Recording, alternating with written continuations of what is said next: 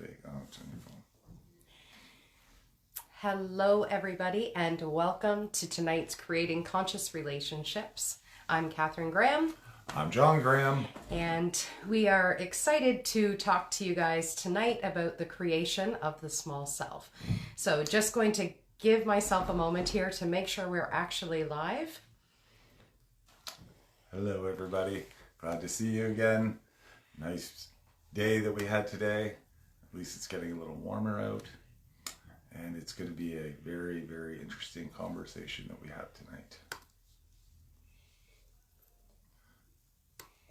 Please talk about the small eye and maybe a little bit about the big eye. Alrighty. So we are live and ready to go. So, the small self. What is the small self and what does that look like when it's showing up in your life? And typically we would call the small self the ego. And that word itself seems to have a lot of stigma around it when people hear about that word, when they hear that they have that word within them. And I don't have a negative ego. I don't have an ego yet. Yeah. And if you say to someone, you know, that's your ego that's showing up, a lot of times we go into defense because there's been so much negative connotation about having an ego. But the truth of the matter is, if you're born into a human body, as sure as you're to have skin, you're sure to have an ego. It's just, it comes along with being a human. And doesn't mean that the ego is a bad thing. It's just a part of who you are. And it's almost like a graduation process of different levels of the ego and different expressions of the ego as you kind of start to grow in your own expression and in your own understanding of yourself. It's that whisper. It's that voice in your head. Yes. And that voice in your head, because there's two different voices that can happen in the head. There's the voice of the ego, and there's the voice of divinity. And sometimes it's hard to know what one is what one. The ego, to myself, and you can agree or disagree, but to me, the ego is a creation of all of the parts of us that have told us something that was untrue about who we are based on what our experiences have been and what people have spoken to us that we've taken in as being truths. They're words that we've created for ourselves based on what our experiences have been that we say, okay, this means this is true about me. This means this is not true about me. I'm unworthy of love. I'm unworthy. I'm not safe. Money is hard. Like, you can put it straight across the board. Doesn't matter if it's... But on the other side of that, the ego can also be, you're the best, you're the most handsome or prettiest, or you're this or you're that. You are the top of the top.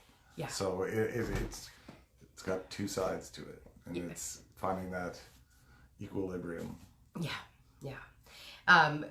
For ourselves, I think this conversation is needing to happen because there's been some questions around ego and around truth and around just a lot around emotions and what emotions should be leading the way versus what emotions shouldn't be leading the way. And people have said to us about our relationship, like, how did you get there? And I'll tell you right now, it didn't happen from us both having an awareness that we have an ego and that we need to talk to each other from a point of view where it's like, oh, this is my ego that's sharing this with you. It was always like, it was just him and I that were talking.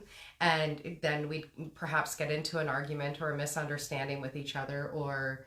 Little did we know that we were having a conversation. And they were having a conversation. Yeah. And they were having a conversation, being the egos. Yeah. And it took...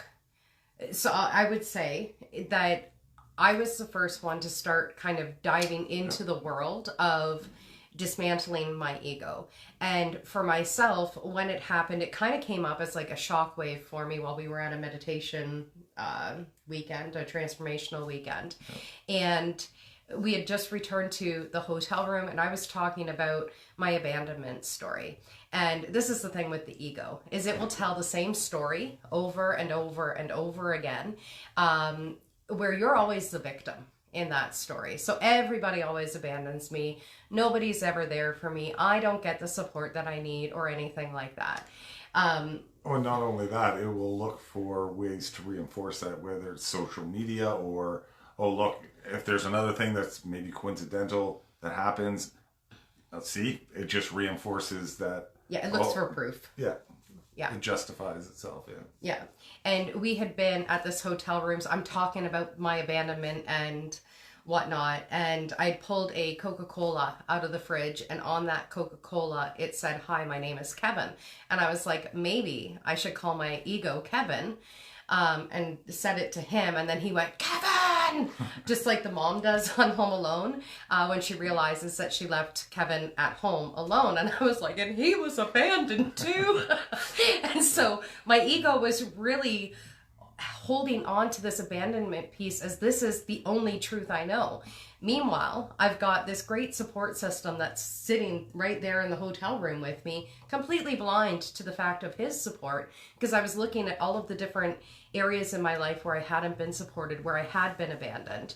My ego just went, oh, yeah, see, I'm the guy, I'm the man. Yeah.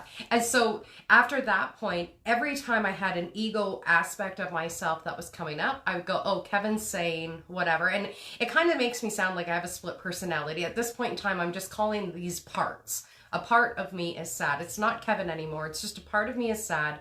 A part of me is angry. A part of me is hurt. A part of me heard it this way instead of that way, or whatever it might be. And again, it's a separation from the I that I am and what the story is that's been coming up that I could really grab hold of and go, I have to be sad because of A, B, C, D, E, F, G.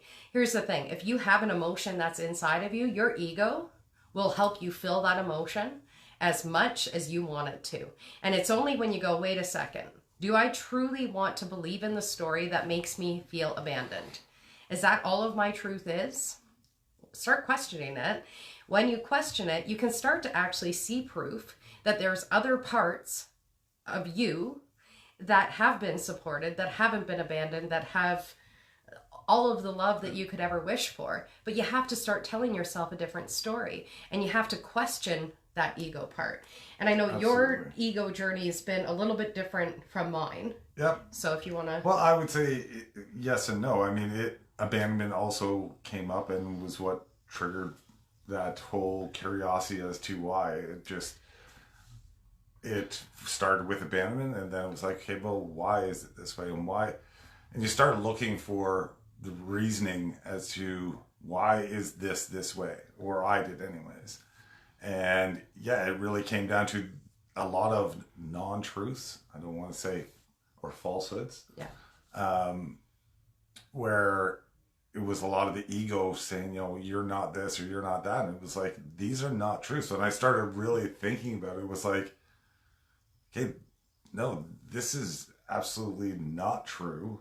And I don't know why my ego was trying to make, because the ego was trying to make me feel this way, to stay in this mode of being upset or depressed or whatever. Yeah. And it was just like, no, this doesn't make any sense. And so, yeah, I just continued questioning and looking for, okay, how does the ego work? And what is the other side of that? And divinity being the other side, or the yin yang, whatever, however you want to look at it. So yeah, it was definitely an interesting journey. It continues on. I don't think it's a journey that anybody can ever say is a done journey. It's not a linear start finish. You always have to I always say, try to keep my ego harmonized with myself. So, it's a give and take relationship. Yeah, you get a little bit of this, I get a little bit of this. And again, when we say it's not a split personality, it's just, we all have that voice inside of our head. Are you really this bad of a person? No, you're not. And, it's just finding that balance. Yeah. Between the two. Yeah. And I think an important thing to note with the ego is because it's based off of what our experiences have been, the times that we felt wounded, the times that we felt abandoned, unsupported, unloved, unheard, unseen, there's many different ages for the ego, where it's created, and it's almost like, excuse me, a subset personality comes in at each of these kind of wounded parts. And some wounded parts might be similar to other wounded parts in that they've had similar experiences. But essentially, when the ego shows up, the ego acts very much like a child. It's demanding, it's loud, it's, throwing a temper tantrum, it's making a mess out of everything. And a lot of times when we're operating from that ego, we come off as being very angry. We come off as trying to take power back, of feeling completely out of control, of, just very emotional and whatnot. And again, very much like a child. And so you as the adult right now, where you're at right now, have the ability to actually speak to this younger part of you, to let them know how loved they are, to let them know how worthy they are, that you hear them, that you see them, that you're validating what their experience was, but you're also showing them a different way of doing it. You're not allowing them to really run the show and really narrate how your life's going to be. It's like, okay, yeah, I got you. You're angry. I get that. Let's find a great way to express our anger. Let's work together to express that anger. And sometimes it's also looking at the creation of other people's egos that created that angry ego within you. Like, so I can look at my parents and I could point the blame at them. They didn't do this and they didn't do that and whatever else. But when you start to realize your parents also have an ego, they also have these wounded parts within themselves that were running the show while they were raising you as a child. And then you realize it was actually their wounded 3-year-old that was wounding your inner 3-year-old. Then it's like, well, gosh, I can't look at them and blame them for that. I've got to love that 3-year-old within them. Yeah. And that came from somewhere as well, right? It's not like it was it's your parents. It could be your grandparents or your great grandparents or anywhere. It comes from anywhere. Yeah, any influence you have. Yeah, it's funny because I call it the ego hijack, right? When you come to that moment where it's like you realize this is not the true story, and you realize what the ego is, and you realize what has happened. I called it the ego hijack because it was like, this is not true. There's no evidence to prove this, but in my head, it was reinforcing that story. And it was like, no. Yeah. And then you take back the reins and go, okay, now let's revisit this and let's see where we can work together on this. Yeah. Because it really is a journey. And like John was saying, there's no end point to it. We need that ego. It's an individualization of ourselves. But what we need to do, or I invite you to do, and what I've been working on and you've been working on, is really about raising the consciousness of the ego. To go, okay, yeah, I see you. I get why you think that. I believe you. But hey, have you ever thought of looking at it like this? It's an opportunity for your ego to actually grow up in the way that you deserved to grow up in the first place, to hear it and to love it in the way it deserved to be heard and loved in the first place. And you can point the finger and go, well, it should have been them that did that. Well, yeah, it could have been, but it's not. Now you have the opportunity to be able to do that, to raise yourself, and that to me is a true gift. It's exciting. Yeah. And I remember the moment that I realized there was about the ego and the ego hijack, as I say. And I was like, oh, you little bastard, or you little... And then, as I've done more work and started being more curious about how the ego works and how divinity works and just all of the stories that get... I'm more sympathetic to the ego, and I'm like, hey, I understand. Yeah. You're not that bad. We just need to be able to work together in here. Yeah.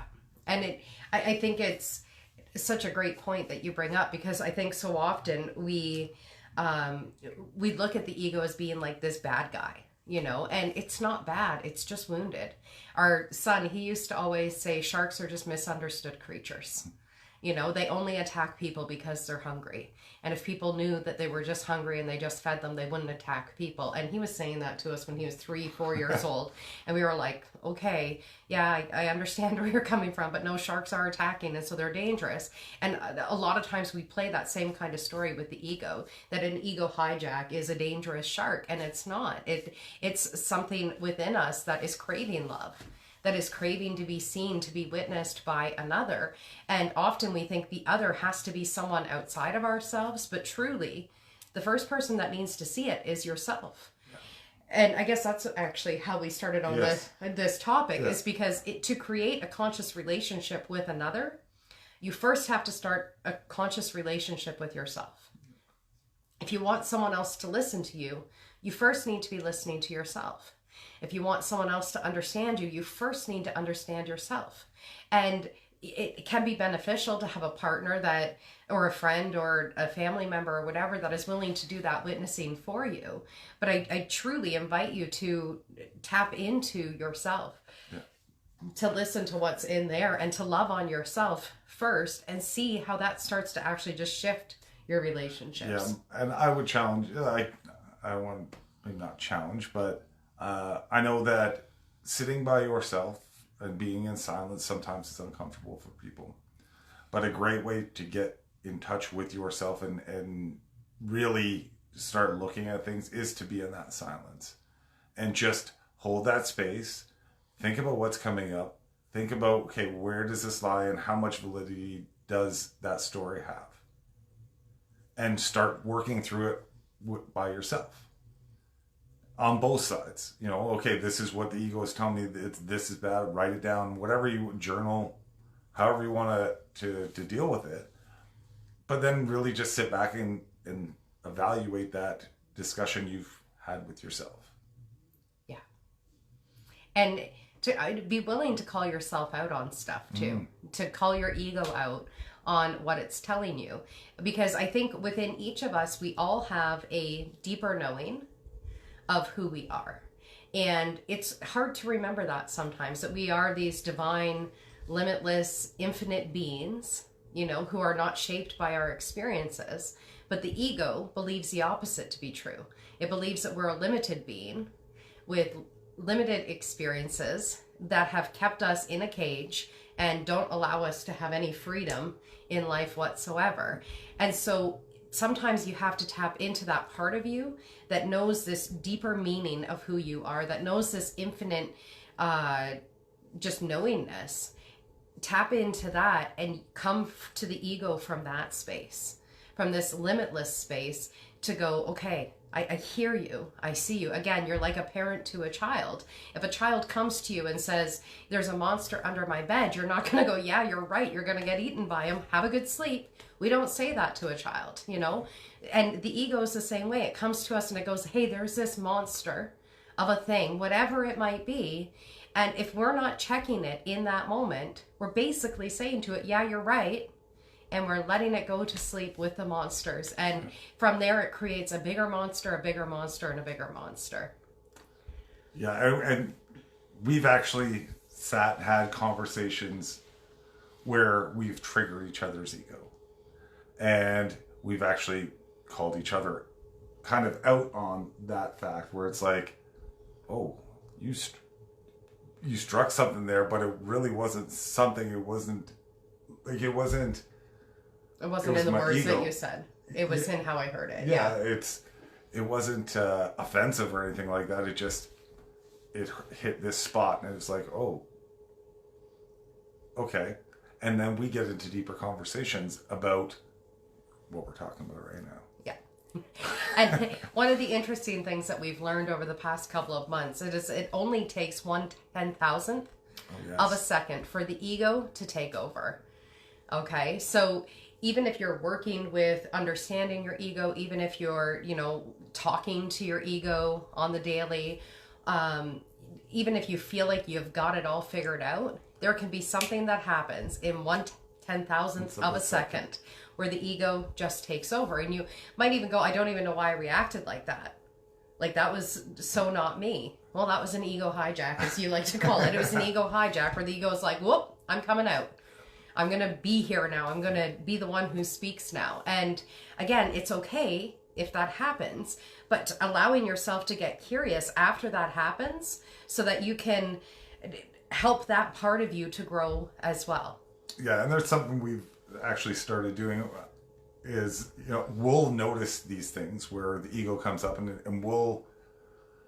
I think most of the time we're doing it internally, but we tell each other about it, is we'll correct it. It's where it's like the ego come up and you get mad about something. It's like, oh, it's like, what am I doing here? I just had this feeling come up, or I just had this story come up, and yeah, I'm just letting that go because it is nonsense. Yeah. And it's important to be able to catch yourself when that happens. Also important, if you haven't been able to catch yourself and you are reacting for 5 minutes, 10 minutes, a whole day, 2 days, whatever, that the moment that you start to realize, oh, this is my ego that's reacting right now, that you take that time to just sit with yourself, be with yourself, and figure out, okay, why am I reacting this way? What story or belief am I holding on to that I'm allowing to be a bigger truth for me right now than the truth that I know to be true within? Mm-hmm. Another interesting thing that I was reading in regards to the ego is how similar or almost identical everyone's ego is. It is virtually the same. So we all think we're this unique whatever being and whatnot, and we've all got this special path but the egos are all the same. They all want, they all have this one thing in mind, right? Well, not one thing, but they're all very similar, if not the exact same. Yeah.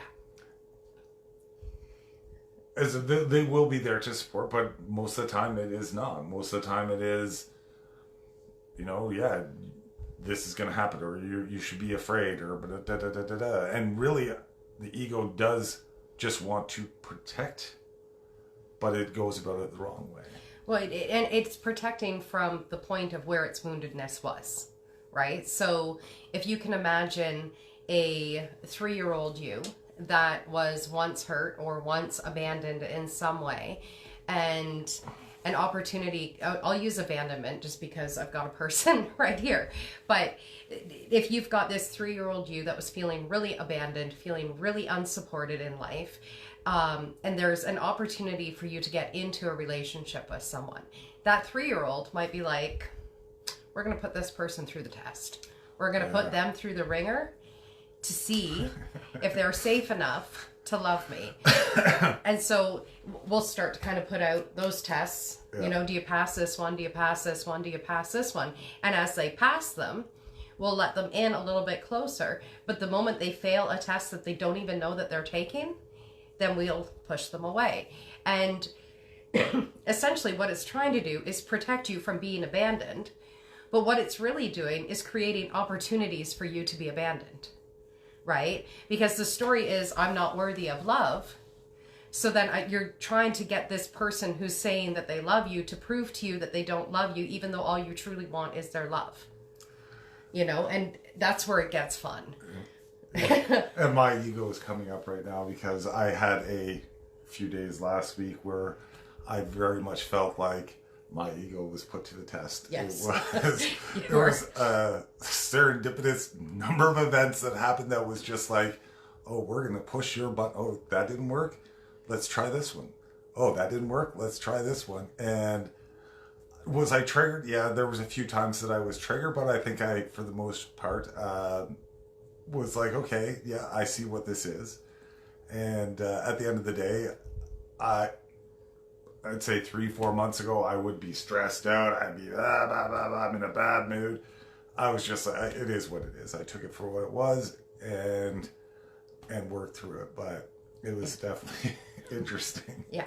And I love that you actually brought up triggers, because it's something that we haven't really talked about yet tonight, because the ego works off of triggers, right? And a lot of people think if they trigger me, they're not supposed to be around me. A good person will not trigger me. A good person will not create these circumstances or experiences that trigger a wounded part of me. And if they do, I have to cut them out. And it's that in itself allows the ego to keep running the show. Okay, someone has a red flag. There's some red flags that, yeah, absolutely. If they're being abusive, if they're, hurting you in some really, really major ways that threaten your life or your mental stability or whatever, absolutely get away. But the triggers that you were talking about, there are little nuances that were happening throughout your workday and whatnot. So the trigger is different. But understanding that triggers, when they come up, they're actually showing you where you can do more healing. And if you're not reacting to those triggers the same way you once did, as you did on Thursday and Friday, then it's actually showing that there's growth that's happening. Once you've shown this kind of growth that's happening, you're not reacting to these same things, these things actually start to kind of slip away from your life. You no longer need to learn something from them, because now you're no longer, getting stressed out, getting pissed off because these triggers are happening. And so it's lessons that you get to take in. And as long as you allow the trigger to be like the stop point to go, no, I'm done with that, then you're not actually going to be able to receive whatever that lesson is. It's going to come in through a different character or through a different experience. And so to me, it's like, well, there's a trigger here. Let's dive into it as deep as we can now so that we don't have to keep experiencing this down the road. Yeah, and I think just you can be triggered, and just knowing you're triggered, I think that shows growth as well. Like knowing, okay, this is something. And with your partner or, somebody that you can actually talk to about these things, communicate that as well. Because it's very, very important that, these are the little things that, here's my buttons. That's what you're doing. You're showing your buttons. And your partner will or should be cognizant of that and appreciate that you're sharing that with them. Yeah. And I think through partnership or through friendship, relationship of whatever sort, when you truly know each other, you can actually kind of show them, even if they're not aware that a trigger is happening, you can go, oh, that's interesting. You always seem to get triggered about situations around this. Have you ever gotten curious about that? And I know you've done that for me. I've done that for you, where it's like, sometimes it's easier on the outside to witness someone else and go, wow, there's always a pattern around this that happens for you. Let's get curious about that. And at the same time, sometimes you might have a partner that's going, you're always triggered about this stuff and you need to deal with it. And we might go, oh, how dare you say that about me? Triggering me again. Yeah. But it really is an opportunity, because when someone else sees you, when someone else is witnessing you and they're going, wow, I noticed that, every time, I don't know, the waiter doesn't bring food on time, you're really freaking out in the restaurant or whatever it might be. Have you ever gotten curious about that? What is it about waiting that makes you get so furious, And to not think that this is an attack on you, but really it's an opportunity for them to understand you better. It's also an opportunity for you to understand your own self better. And I think so often that in our society nowadays, we're all so hyper offended by being triggered, by someone pointing something out. And it's like... You almost don't want to use the word trigger because it's been used so, not in the right context. This to me is a good context, but it's been overused over the last few years of what gets people upset.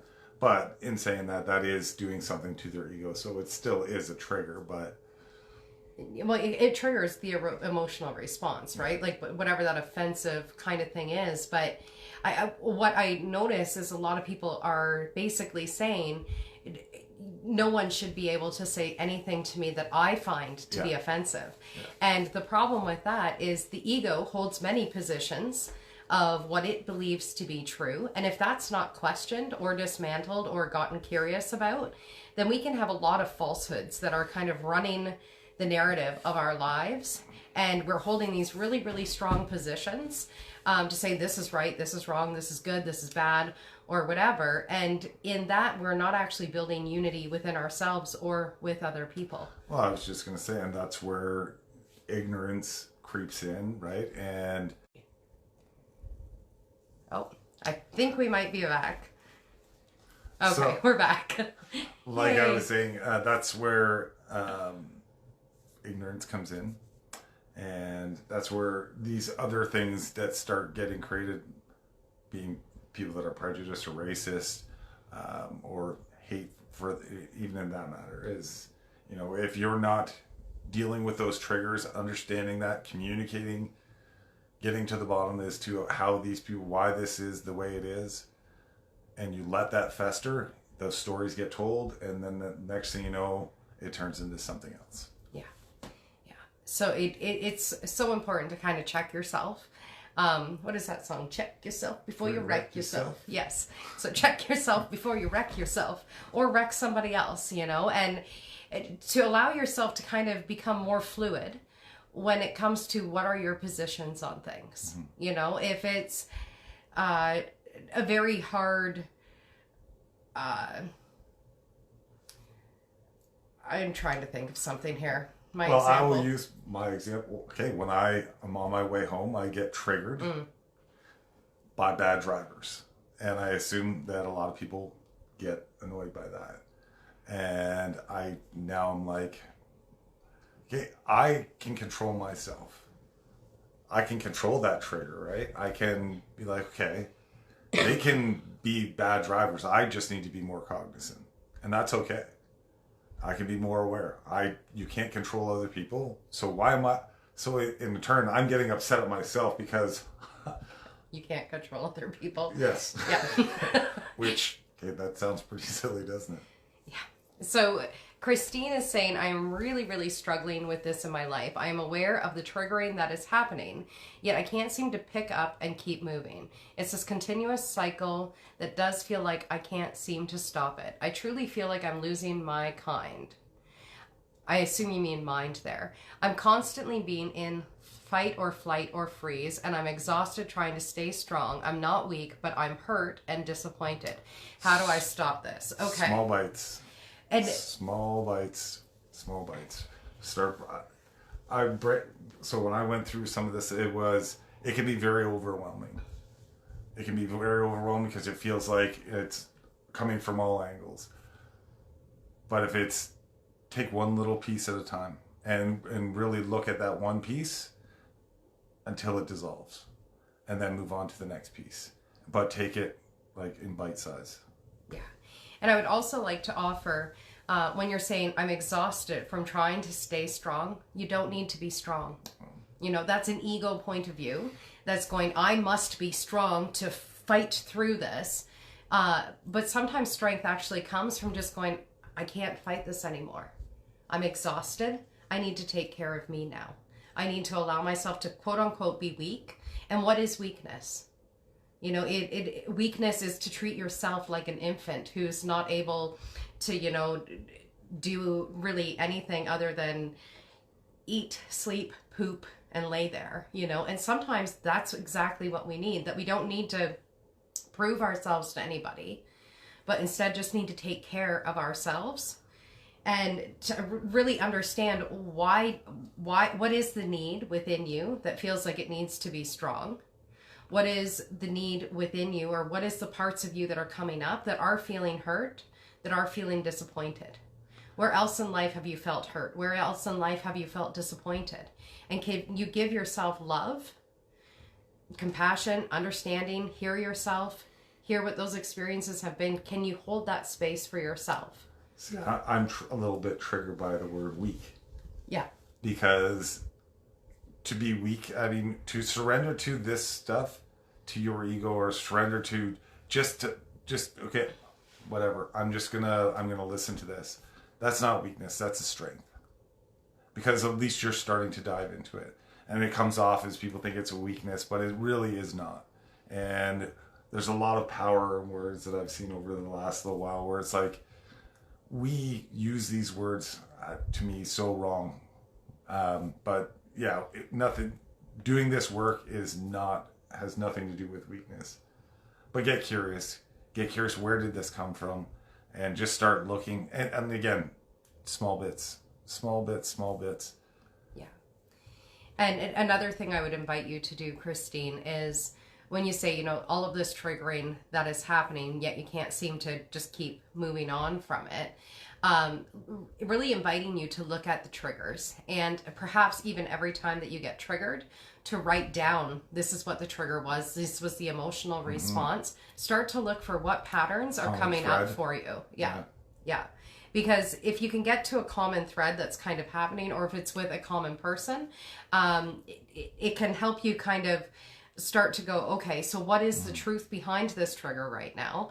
And in what ways can you hold space for yourself to be able to start to dismantle that trigger, to be able to soften? I'm not even going to say dismantle. I'm going to say soften. Navigate. Yeah.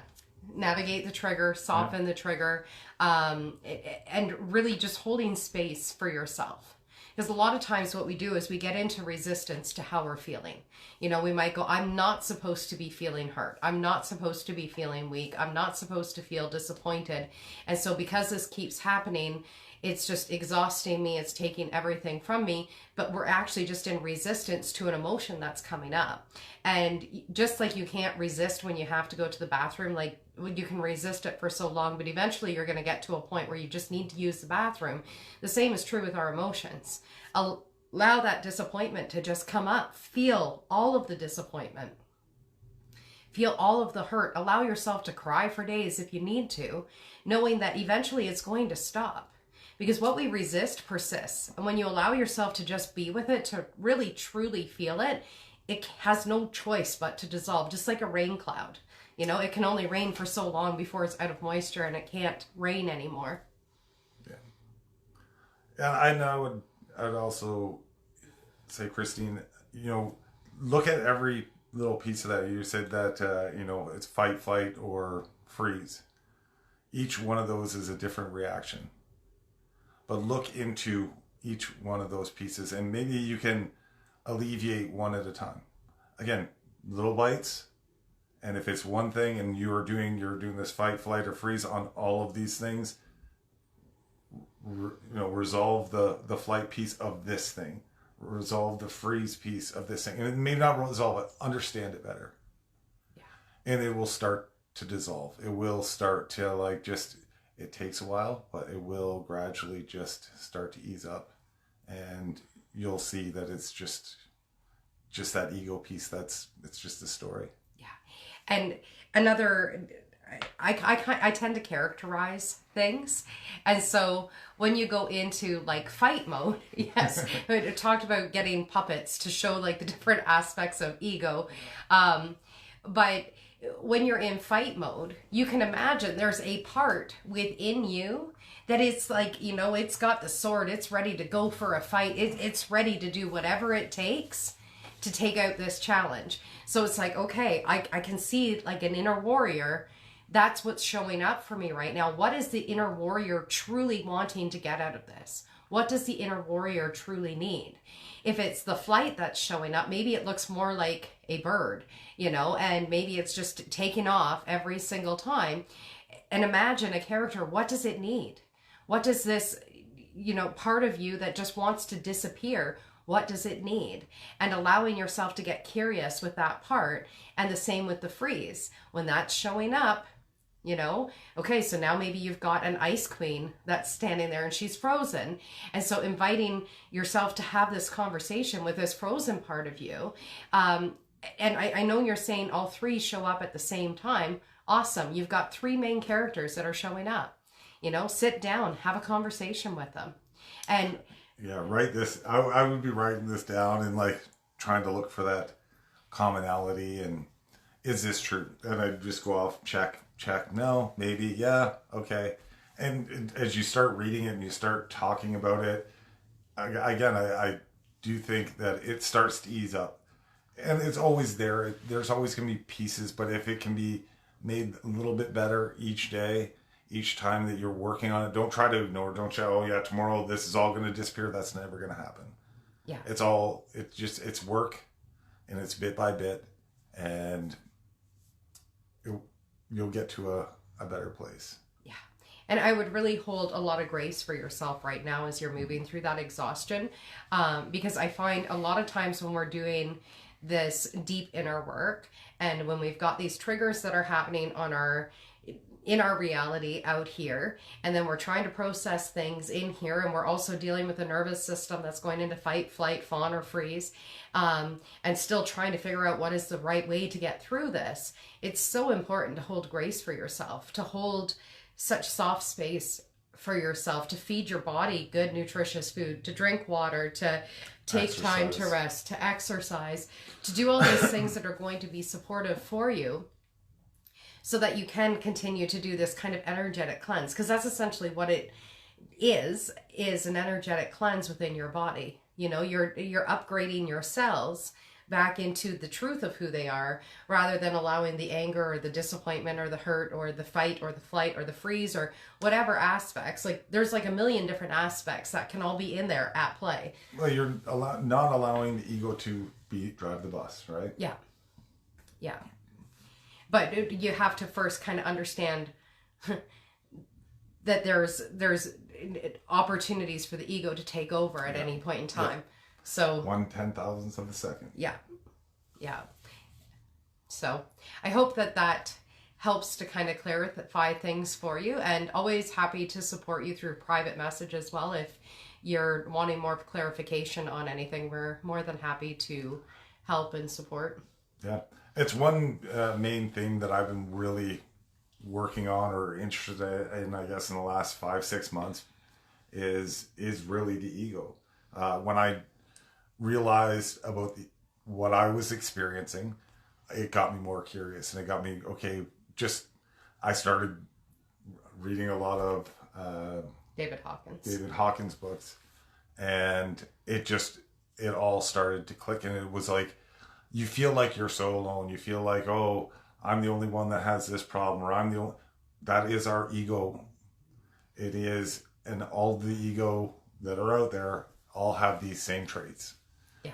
And I've been doing, like I said, I've been doing a lot of work, and I would love to go through some of David's books and maybe talk about some of the items that are in there with you guys, because they're very impactful to me. So absolutely. And just another thought I had as you were speaking is, when you're dealing with other people and they're triggering you, I think it gets kind of fun when you recognize that they're coming from an egoic place as well, right? And to get kind of curious, like, what part of my ego would show up and act like the way this person is acting right now? Because when you can kind of see yourself in the other person's shoes and trying to imagine or know what that life might look like for them, that they're showing up in this way, it, to me, kind of offers a background look. You know, you get backstage pass to a concert or something. That's essentially what you're doing. When you can understand your own ego, then you can start to actually understand the egos of other people, and it's a backstage pass. And to understand, and then you can actually start to shift your language to help their ego get what it is that their ego needs in order to feel loved, safe, secure, heard, understood, validated, or whatever, but in a way that's going to be healing for them rather than triggering for them. Yeah. And as you're sitting here talking, I'm thinking, we're talking about conscious relationships, and I want everybody to know this, that our egos have not always been good friends. So it's only been within the last 5-6 months. Not that our egos haven't worked together, because they have. But me doing the work makes me understand things better, and where I'm coming from, where Kate's coming from, and that we can harmonize with or without our egos. Yeah. And I think it is so important that people know that our egos have definitely worked against each other more than once. Our egos have known each other's most wounded parts and hit each other with those most wounded parts. And I will say too, there was a long period of time before he started doing the work that I was the one that was doing the work, and I was the one that was trying to coddle your ego and everybody else's ego in the house, and also working on my own ego and whatnot. And I know some people, oh, that's not fair or whatever, but to me, when I first started to recognize the whole aspects of the ego, and that I could actually heal this within myself, and I could be more loving towards other people within my family, within my relationships with friendships and stuff like that. Oh, it lowers your stress level just knowing. Like, Yes. I knew about the ego, and I knew, don't get me wrong, but I didn't go this deep into knowing and, all the ins and outs and this and that. And I'm over the moon glad that I walked down that road and got curious about it. Yeah. And just for everybody's information, she didn't point me in that direction. That direction came to me. Yeah. I mean, it just happened that way. It's nice that it happened that way, but it wasn't like you were guiding me to this. And not consciously anyways. No. Because, I mean, the books that he was talking about by David R. Hawkins, I remember not this past January, but last January, so like January of 2024, I guess. I was reading The Transcending the Levels of Consciousness by David R. Hawkins, and I was highlighting it, and I was like so excited. Book. Yeah, literally the whole book. So excited about all the concepts that I was learning about, and I was sharing them with him, and he was like, yep, that's cool, And we weren't really diving deep into the conversations, and it wasn't until I got back from the Camino, and he said to me, do you have any books that I can read that you think would be helpful? And I was like, here's my highlighted book. Just read the highlighted parts, which is essentially the whole book.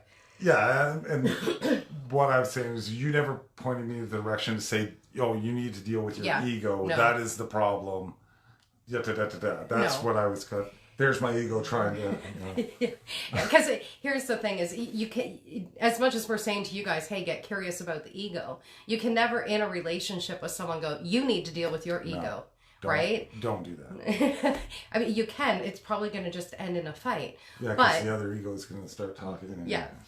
But when you start to recognize, oh, I have an ego, and everybody around me has an ego, and they're all these wounded parts. I'm going to go inside myself, and I'm going to start healing myself. I'm going to help my ego to grow up. And that, in effect, is kind of like a light bulb. It starts to, hit other people around you on their own timeline. When the timing is right, they're going to say yes to it, and they're going to deep dive into it right alongside you. But it was, I guess, 7 years of me working with the ego before you were able to fully break through that door. Yeah. And that's okay. There was no pressure on him of you need to change, or you need to do differently, or you need to do better, or whatever. I think conversations are probably a lot easier now than what they've ever been. Yeah. But that's besides the point. And I only share this with you guys because I feel like most of us are waiting for someone else to join us on the healing to ourselves, especially when we're in partnership or in relationship, whether it's sisters or friends or whatever. It's like, if they're not alongside me on this journey, then I'm not going to take it because I need them right beside me. You don't. As women, and I'm using this as the example, but as women, we're here to do this spiritual leadership. And sometimes it takes the men a little bit longer to catch up, and that's okay. It is just what it is. Sometimes men can be in that spiritual leadership and they can lead the woman, but from a lot of women that I know, they don't want the man to lead them in that way anyway. So it's like, you've got this opportunity as the female in the relationship, if that's as how you identify, you have the opportunity to dive within yourself and to lead him back to himself, not by saying to him, hey, get back to yourself, but just by meeting yourself, by going within yourself and going, I'm going to heal this for myself. And that's just going to transcend into my relationship, into my family, into my friends, into my community. And that's, to me, it's like a superpower that each of us have.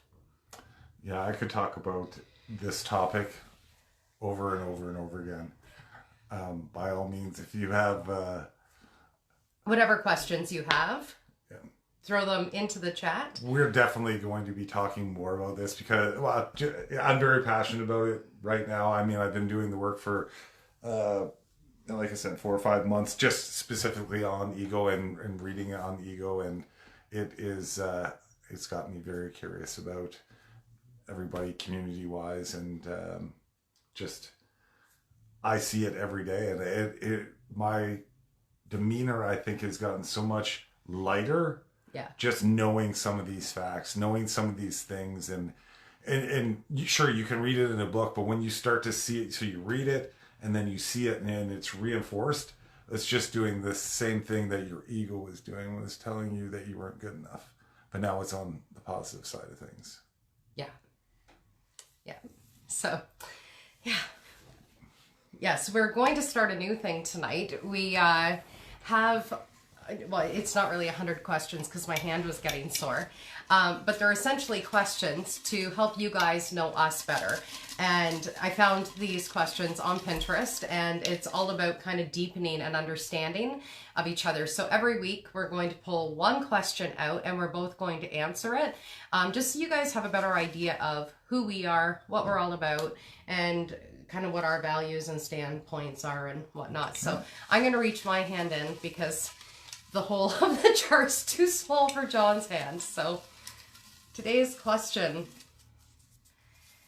is, okay, if money wasn't an issue, how would you spend your life? So if money wasn't an issue, I would probably spend my life just traveling, seeing different things, being in different experiences, just having experiences. I'm not a big, I don't know, I don't have the need to have a big fancy car, a big fancy house or anything like that. I prefer to have experiences and see cool things and go to cool places and whatnot. Yeah. Do things that, try to find that place that nobody's ever been or nobody's been there for a long time. Or I would go everywhere. You feel like in the Arctic. Yeah. Oh, why not, right? Well, you go to somewhere that's nice, but why not do the contrast of that? Why not go where somewhere that's really cold? Like, I think it would be an interesting experience. I don't know. I definitely would travel more. I would walk a 365-day Camino with baggage service and laundry facilities and a personal chef along the way. I'd ride my bike with my backpack full of food and I'll cook for you. Yeah. That would be good. No, I would want to have more experiences as well. I think being able to travel the world and to meet different people from all different countries, from all different cultural backgrounds, and just understanding who they are, and do lives like this from all over the world. I think that would be so cool. And to interview people from all over the world with these kinds of questions. And just, I think so many of us as humans have so much to express and so much to offer, and to be able to have like a platform to do that. And I think we're so alone. Like, people think that they're so alone, and we're not. And we just need to, I think, get out there and build that community, right? Is have these conversations, and to do that on a global scale, that would be amazing. Yeah. I'd also like to be, I know it said just no cruise ships, right? Yeah, I don't want to do a cruise. That's right. I need to go on a cruise because I'm terrified to go on a cruise, so I know I need to do it, but I am. We were on the Titanic months ago. Yeah.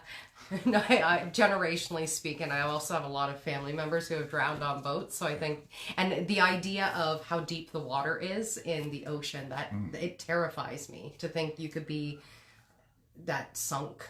Like, it's not even like how deep it is, it's how sunk you could be. And it was the millionaires that went down in the pod last year or the year before. Yeah. And they were showing the kind of depths of the ocean. That's where it really kind of hit me. I was like, oh, I'm terrified of that. Of the soul. Yes. Endless. Yes. And one more thing I was going to say, and now it's totally left my mind. Must be at the bottom. It was about what I would... Oh, that's the other thing. If money wasn't an object, I've always wanted to be like that undercover boss guy. Oh, yeah. And even though money is not an object, I would still need money to be able to do it. However, to go into businesses that, and learn people's stories and then give them a trip of a lifetime, or pay off their college education, or pay for their medical bills, or help their child get the braces that they need or whatever, like to just do that randomly for people. Yeah. Oh, the idea of that totally excites me. So that's what I would do if money was not an object. It would just be a lot of fun. Yeah. Yeah, I'm not not that I don't support, helping people out. I just don't. I don't know. That's not. I'm more of would rather help people meet that full potential.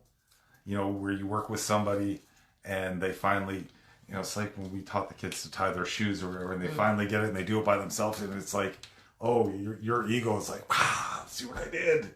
I did this. Yeah. And I don't know. It's very, and then that transcends to somebody else, and yeah. I'm not that it's not nice doing things like that for people, but I just get more gratification from like passing that little bit. Yeah.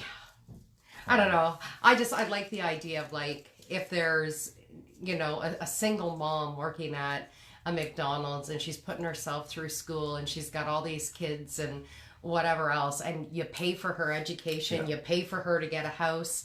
Wayne Dyer did that once where he was moving to Hawaii and he had this house in the United States somewhere, and he had put it up for sale, and the real estate agent brought a woman through and he said to the real estate agent, like, do you think she's going to be an offer?